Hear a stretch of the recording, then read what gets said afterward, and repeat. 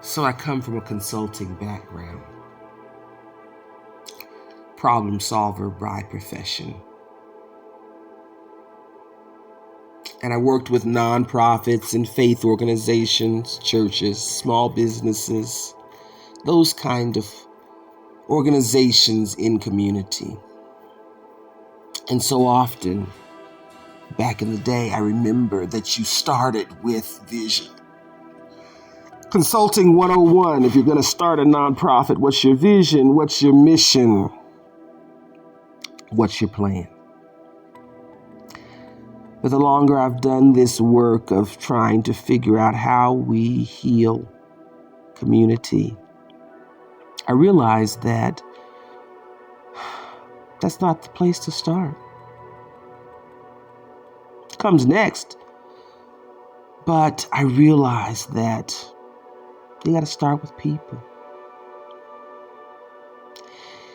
No matter what your vision is, if your vision is more important than people, then it runs the risk of getting off track quickly. In the convertible community work, in the work of re-pioneering society, one person, one community at a time, we start with people. We start with ourselves, those specific people first, and then anyone else that comes into our path, because they are our community. How do we create sustainable community? We become the sustainable cog in that machine. But where do we go next? And next is vision. What is it you really want to achieve? And the words that I use to describe the vision have changed over the years. But the vision has gotten bigger, not smaller. As I thought, as we're sharing this story, how do you tell someone what your vision is? How do you make someone see through your eyes what you see and what's at the end of whatever paths I may be creating as I go? And I realized the easiest explanation to help people see the vision is one word: freedom. What if I could be free to be myself? That's it. What if I could be free to be honest with myself, but to be myself? How would I live? How would I do life? What are the things I would be doing with my life? My dad once asked me if you could be doing anything, the thing that you were excited about, that you were passionate about, that fueled you to get up every single day. What is that thing? What are those things? As I've gotten older, I realized he was asking me, what would you do if you were free? I already had a vision, but that was it. My vision. What if people healed? They healed the fears, the guilt, and the insecurity that this existence gives you just on entrance, oftentimes. In big ways and in small ways. What if you could heal that? Then when you thought about what it is you'd like to do, there wouldn't be fear to stop you. There wouldn't be guilt to stop you. There wouldn't be your insecurities stopping you. Then you'd have to just choose. I'm going to choose to do this thing because it's what I really want to be doing. If I'm honest with myself, this is what I want to do with my day, with my life, in the big ways and in the small ways.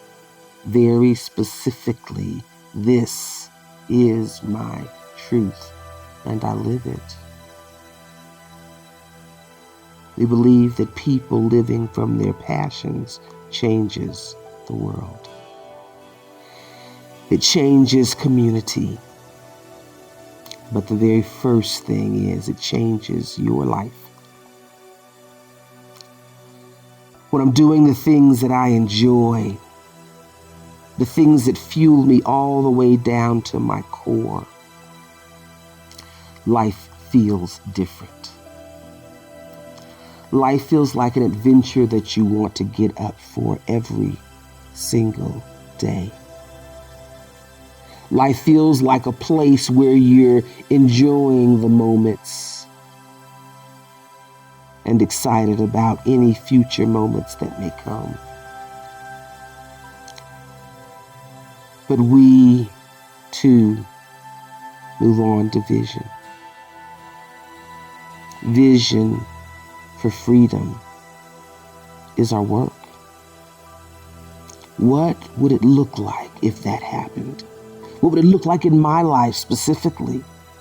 Because if I can have that experience, the feeling of that, then I'll recognize it when it happens again and in all of the places in my life that it's happening. The feel of freedom.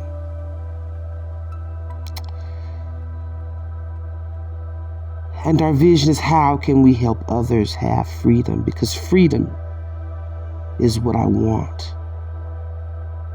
But it's wanting freedom and not wanting freedom alone. It's a vision that says we want everyone to get on the arc of change and move to a place of freedom. Healed freedom. More and more.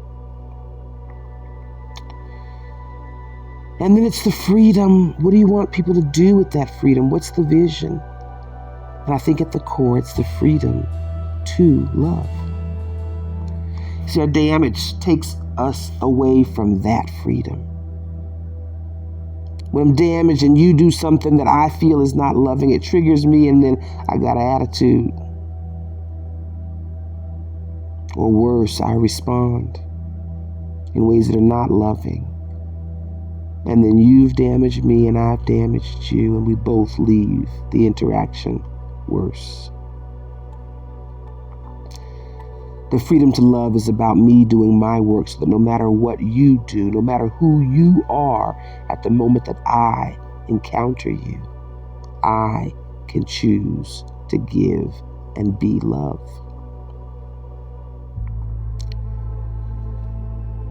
What if we lived in a place where people lived like that? And we realized we can. But it's up to us. Am I that person? Am I the proof of life for the idea that people can live and function in that way? Part of the work of visioning, of holding a vision and moving it to reality, is about being the work. How do I tell you how to be community and I'm not being community? Not a picture of perfection, but an example of progress. Getting closer and closer to being able to be love. When I'm doing my healing work, the unhealed parts of other people don't trigger me the same. When I get to a place of freedom where no matter what someone else does, I am free to choose who I am. I'm not a slave to my emotions. I honor them. I recognize them with honesty. I give myself permission to feel the entire spectrum of emotions if I choose. I also give myself permission to opt out of some emotions and situations by choice. But more importantly, it's moving to a place of being free to love. And so I guess our next step on the road to convertible communities is vision. And for us, it's about creating communities where people have arrived at a place where they feel the freedom to love too. What if your life involved that vision?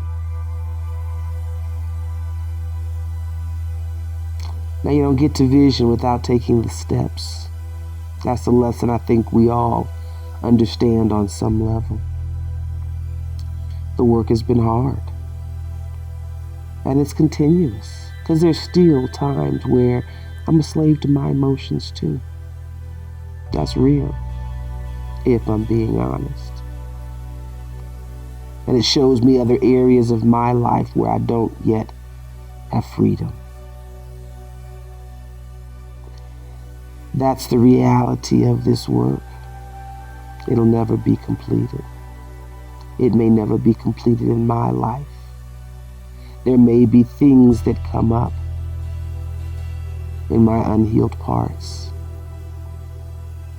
where I feel out of control and unable to show and be loved. But this journey, this walk to convertible communities is about giving us the tools when that happens. When I see the parts of my life that don't feel loving, I have tools to be able to say it's because I'm damaged in some area that still holds me in hostage, in bondage. There's still something that can be triggered within me that would cause me, almost without blinking, to act in a way that was unloving. And when I act in ways that are unloving, that's illogical. Why would you act in a way that's not loving? Because I got issues. I got issues, plain and simple.